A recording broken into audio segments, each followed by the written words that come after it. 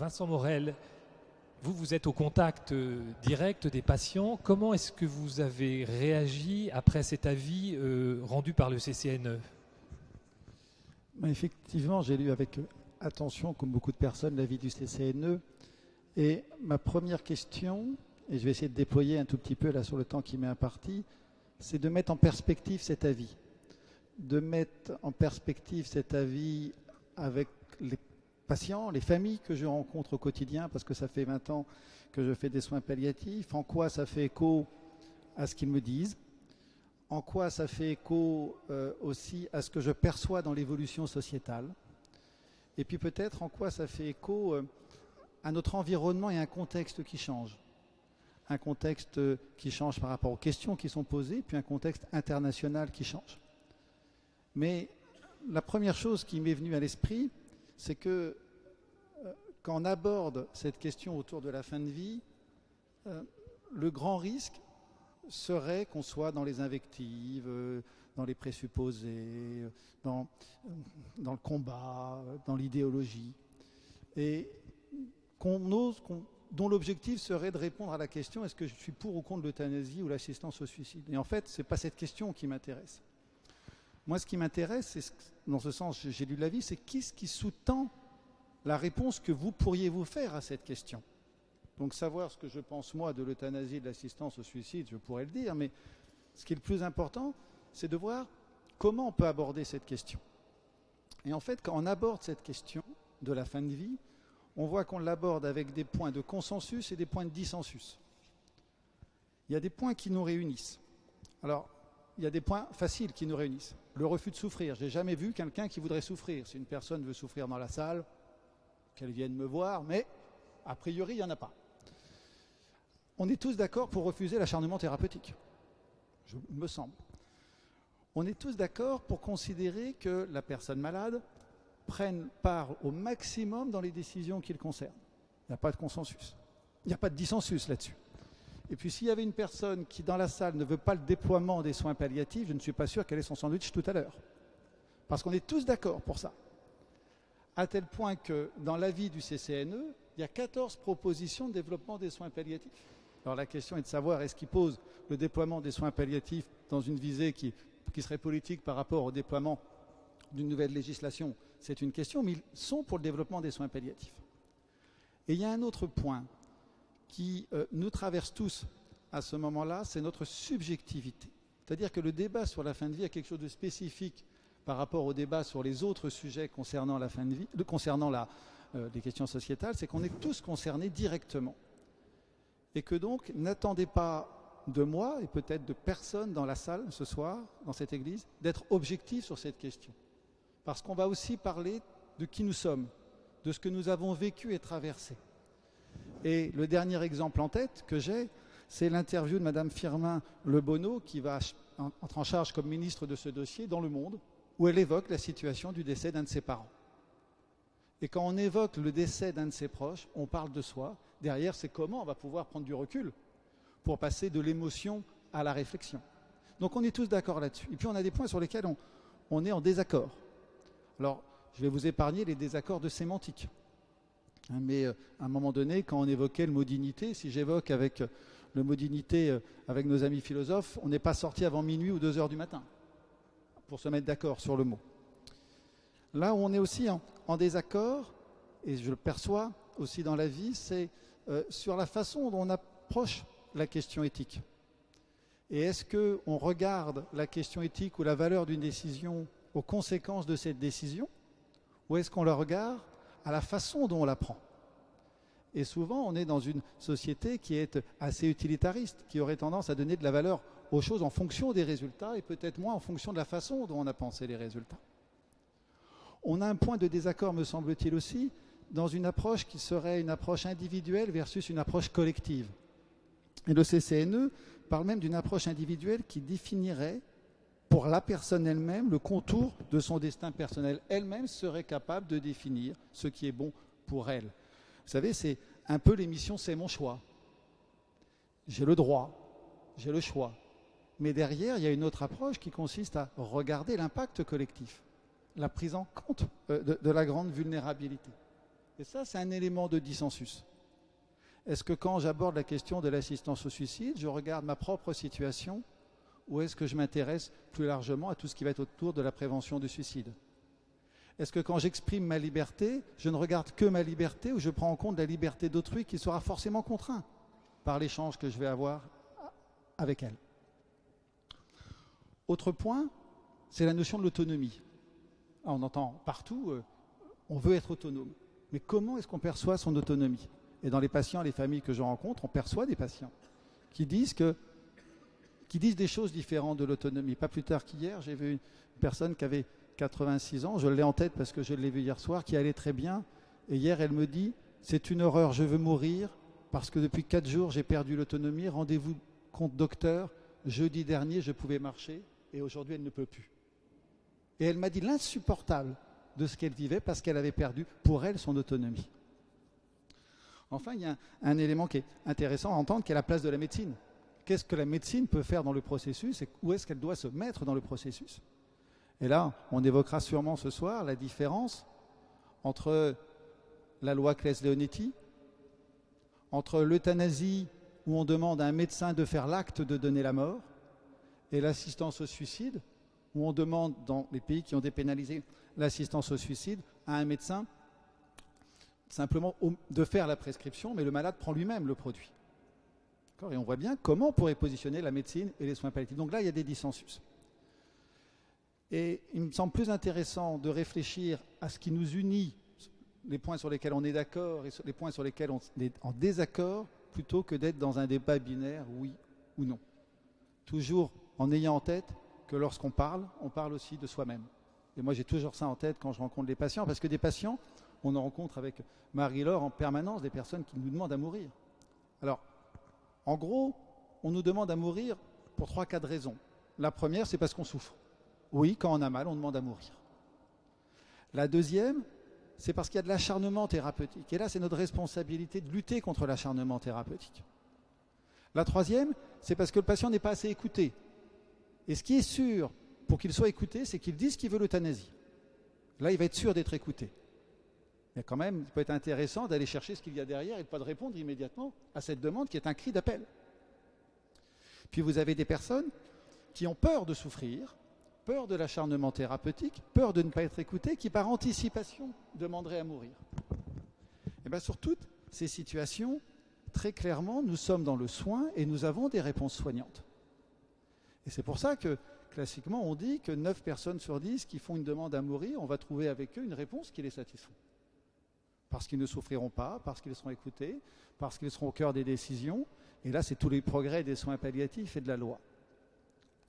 Mais émergent quand même des éléments aujourd'hui un peu nouveaux où on voit des personnes qui demandent à mourir parce qu'elles veulent maîtriser la fin de leur vie. C'est-à-dire qu'elles mettent en exergue une notion de liberté, une notion d'autonomie, et elles viennent me dire, docteur, moi je veux choisir le moment où je veux partir, indépendamment du fait qu'elle pourrait souffrir ou pas, ou du fait qu'elle pourrait avoir peur de souffrir. Mais là, moi je m'interroge, en quoi comme médecin, je peux répondre à cette question? Et c'est ce qui me fait dire que cette demande de mort anticipée, lorsqu'elle s'inscrit dans une demande d'autonomie ou de liberté, c'est une question sociétale, mais qui ne répond pas du tout, qui n'appelle pas une réponse médicale. Et je pense qu'il va falloir qu'on cerne dans le débat de ce soir qu'est-ce qui relève du soin et qu'est-ce qui ne relève pas du soin. Et en aucun cas, je l'affirme pour ma position, le rôle d'un médecin, en aucun cas, n'est de donner la mort. Vous voyez, est-ce la place d'une société? Parce que le contexte, et dans le débat sur la deuxième partie, pour répondre à votre question, le contexte de la discussion, il change aussi. Alors ce qui ne change pas, c'est notre recherche d'une mort idéale. On court tous après la bonne mort. Mais aujourd'hui, on a une mort qui est médicalisée, qui est à l'hôpital, qui est spécialisée, confiée aux soins palliatifs, mais il y a des nouveaux éléments qui apparaissent de l'ordre de la maîtrise, de l'ordre d'une mort qui serait un peu aseptisée, peut-être même endormie, genre mort à la belle au bois dormant, il ne faudrait pas qu'on se voit mourir. Et le CCNE, je suis d'accord avec eux sur le CCNE, disent une mort pressée comme une urgence à mourir. Est-ce que finalement, derrière cette volonté de modifier la loi, on ne cherche pas collectivement à décrire un nouveau modèle ou à répondre à un nouveau modèle de belle mort en espérant que ça vienne faire taire notre frayeur de la mort. Là, je pense qu'il y a une utopie à penser que, d'abord, on puisse bien mourir, et puis que deux, on ait une loi qui viendrait répondre à cette frayeur. Et avec tout ça, on a une société, des patients, qui ont des attentes. Oui, on a aujourd'hui une majorité de la population qui est favorable à une modification de la loi pour plus d'autonomie, plus de liberté. Ça se voit dans les sondages, alors on peut les critiquer. Moi, j'ai eu la chance d'être dans la discussion de la loi Claes-Leonetti. Il y a eu un panel citoyen qui était favorable à la dépénalisation de l'euthanasie. Il y a eu, dans le cadre de la révision des lois de bioéthique, une conférence citoyenne qui a été favorable à la dépénalisation de l'euthanasie. Donc je ne me fais pas d'illusions sur la conférence citoyenne qui traduit aussi la pensée des personnes. Et des personnes pour lesquelles on a essayé d'expliciter ce qu'était la question des soins palliatifs, ce qu'était la question de la fin de vie. En gros, ils ont le droit à ma conférence. Ben derrière, ils disaient, oui, vous êtes bien gentil, docteur, mais mon autonomie, ma liberté, et je l'ai entendu. Donc je pense qu'il faut prendre conscience de ça, et cette conscience de l'autonomie et de la liberté, j'ose, M. Binet, à mon avis, à travers certaines jurisprudences internationales. Et que aujourd'hui, on voit des pays, comme le Canada par exemple, qui mettent en avant cette liberté, l'Autriche, je crois également, pour promouvoir une modification législative vers la dépénalisation de l'euthanasie. À tel point qu'aujourd'hui, la question n'est pas en faveur, Avant, on avait la question de mourir dans la dignité. Aujourd'hui, c'est pas ça. Aujourd'hui, c'est mourir libre. À tel point que l'association du droit de mourir dans la dignité, et je peux comprendre aujourd'hui, a un slogan qui est son ultime liberté, c'est ce que Lynn Renaud écrivait dans la tribune. Et cette demande sociétale qui s'inscrit en faveur d'une aide active à mourir, alors je préfère le mot aide active à mourir que aide médicalisée à mourir, je reprendrai le mot du CCNE, parce qu'au moins on considère que ce n'est pas forcément médical. Et ça, c'est un point important. Donc dans tous les propos, en tout cas pour moi, si je parle d'aide active à mourir, c'est que je ne veux pas que ça soit une question médicale. Et donc dans cette légitimité ou dans ce souhait d'une aide active à mourir, ça s'est traduit au niveau de l'Assemblée nationale le 8 avril 2021 par le vote de premier article de la proposition de loi Falorni. Et donc si le processus avait pu aller au bout, on aurait eu une loi qui dépénalisait l'euthanasie. Alors, vu la qualité de l'écriture, je pense que les juristes se seraient tirés les cheveux parce que c'était une catastrophe. Hein, enfin, pas pour moi, mais voilà, quand ils en ont. Mais c'est intéressant parce que ça veut dire aussi que le législateur, je ne sais pas s'il anticipe ou s'il suit la réflexion sociétale, mais en tout cas, il s'inscrit dans la réflexion sociétale. Et le législateur, il dit aussi de sa propre subjectivité quand il écrit la loi. Donc ça, c'est le dispositif français. Et pour amener sur les dispositifs internationaux, quand je faisais une conférence il y a 7 ou 8 ans, on parlait de nos amis belges, luxembourgeois et suisses. C'était bien, on était en Europe. Donc on pouvait dire qu'on avait l'exception, ce n'était pas une exception en France, on avait fait la loi Leonetti et puis on n'était entouré que par nos amis belges. Aujourd'hui, il y a 11 pays dans le monde qui ont dépénalisé une forme d'euthanasie ou d'assistance au suicide, ce qui fait que nous avons 25 législations différentes. Puisque dans certains pays, aux États-Unis, il y a des États, donc chaque État a sa législation, donc ça fait un gros travail à mon avis d'analyse comparée. Il y a 4 pays qui ont, par voie de jurisprudence, aussi dépénalisé l'euthanasie, mais sans, ou l'assistance au suicide, mais sans avoir eu recours au législateur, avec des modèles, et je terminerai là-dessus, très différents. Parce que je pense qu'il faut, avant d'aller plus loin dans la discussion, bien éclairer les différents modèles qui existent. Je vais prendre quelques minutes, si vous voulez bien, pour éclairer ces modèles. Vous avez des pays qui ont fait le choix de l'euthanasie et d'autres, des pays qui ont fait le choix de l'assistance au suicide. Ce n'est pas du tout la même chose. Dans l'euthanasie, en gros, vous demandez à un médecin, après des critères, de prendre une décision pour un malade qui voudrait qu'on accélère son décès, de valider la décision, enfin de faire l'expertise de la situation, donc de dire que ça correspond bien aux critères, de valider l'expertise et de prendre la décision, puis de faire l'acte. Lorsque j'ai eu la chance, plusieurs reprises, de croiser des députés ou des conseillers, je leur ai dit, est-ce que vous connaissez une loi, et peut-être que vous en connaissez, M. Binet, qui à une seule et même personne donne sans contrôle autant de pouvoir, de l'expertise, de la décision et de la mise en œuvre, avec derrière des contrôles a priori, a posteriori, ça dépend des législations. Puis vous avez un autre modèle, qui est le modèle de l'assistance au suicide. L'assistance au suicide consiste à permettre à une personne de se suicider.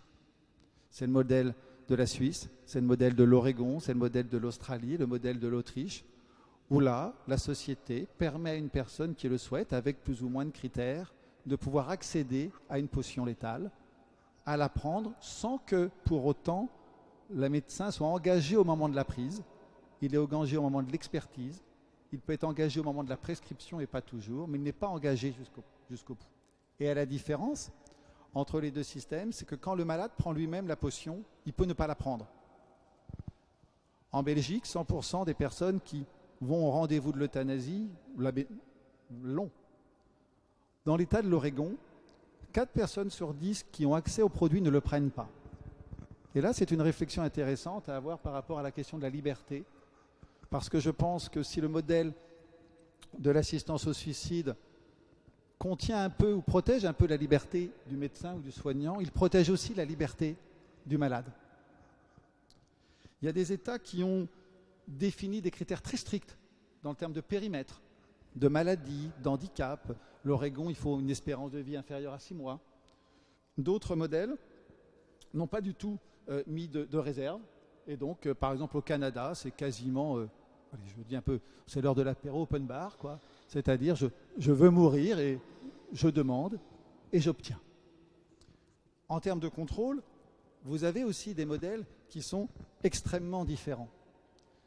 Vous avez des contrôles qui peuvent être a priori, c'est le cas de l'Australie, où on va mobiliser le juge a priori.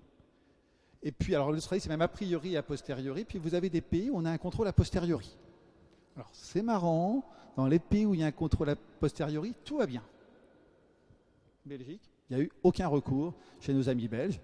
Donc soit ils sont parfaits, mais bon, je pense qu'ils doivent être un peu comme des Français quand même, donc pas tout à fait parfaits. Quand on leur dit de faire des choses, je ne suis pas sûr que ça soit toujours dans les lignes. Mais cette notion de modèle, elle est extrêmement importante, parce qu'elle dit bien à qui on confie la décision et à qui va contrôler cette décision. Parce que prendre une décision, et on le sait, médecin, prendre une décision, c'est pas simple. Prendre une décision d'arrêt de traitement, c'est compliqué. Alors imaginez prendre une décision pour dire, monsieur un tel, vous avez le droit de prendre une potion, monsieur un tel, on va avoir le droit de vous faire une injection létale. Et après, au moment de l'injection, il y a de moins en moins de monde. Et donc ça interroge aussi, pourquoi est-ce que dans certains modèles, on confie ce geste à un tiers qui serait un médecin ou autre, et pourquoi dans d'autres modèles, on garde ce geste réalisé par le patient lui-même. Donc vous voyez qu'on a, et dans l'avis du CCNE, alors on en rediscutera toute la soirée probablement de l'avis du CCNE, on sent dans cet avis la volonté quand même, en tout cas c'est mon analyse, de protéger les soignants et le corps médical en allant vers un modèle d'assistance au suicide. Je l'entends aussi par le mot qu'ils ont utilisé, d'aide active à mourir, en niant le fait de pouvoir utiliser d'aide médicalisée à mourir, justement pour que ça ne soit pas quelque chose de médicalisé.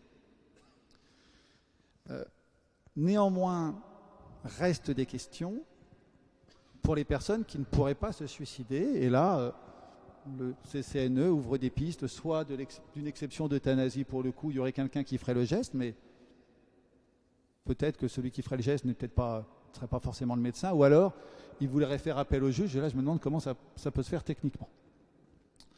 Mais vous voyez bien que aujourd'hui, il me semble que la société aborde la question de la fin de vie différemment. La société cherche toujours, à mon avis, à calmer son angoisse majeure du fait que nous sommes des êtres mortels. Que la société croit peut-être que dans un modèle... croit peut-être que nous sommes dans un modèle d'euthanasie ou d'assistance au suicide, on arriverait à régler toutes nos angoisses, mais on est entouré de pays différents, qu'on fait des choix différents, et je pense que ça mérite de les écouter, parce que moi j'ai des amis belges, moi j'ai des amis québécois. J'ai un ami québécois qui a fait des euthanasies, qu'en faisait beaucoup. Il est ni plus ni moins humain que moi. Il n'est ni plus ni moins attentif à la personne que moi. Dans sa réflexion, dans son pays, dans son parcours, ça apparaît pour lui comme étant un soin, comme étant un geste d'humanité vis-à-vis du patient. Et donc je pense que, et c'est l'intérêt de l'international, nous devons prendre ce débat avec beaucoup de respect, avec beaucoup d'écoute, et en se disant que peut-être qu'on peut penser d'une façon, mais on va rencontrer des personnes qui vont penser d'une autre façon, tout aussi légitime que la nôtre. Et je remercie Madame Hutin et Père Nicolas d'avoir organisé ce débat, parce que je crois qu'il nous faut trouver une voie collective qui permette d'être à l'écoute du plus grand nombre. Je pense qu'on peut y arriver. J'ose espérer que l'année à venir va nous permettre d'y arriver. Et moi, je me félicite qu'on ait cet échange ce soir pour réfléchir ensemble à cette question complexe sans arriver à une réponse binaire. Merci Vincent Morel.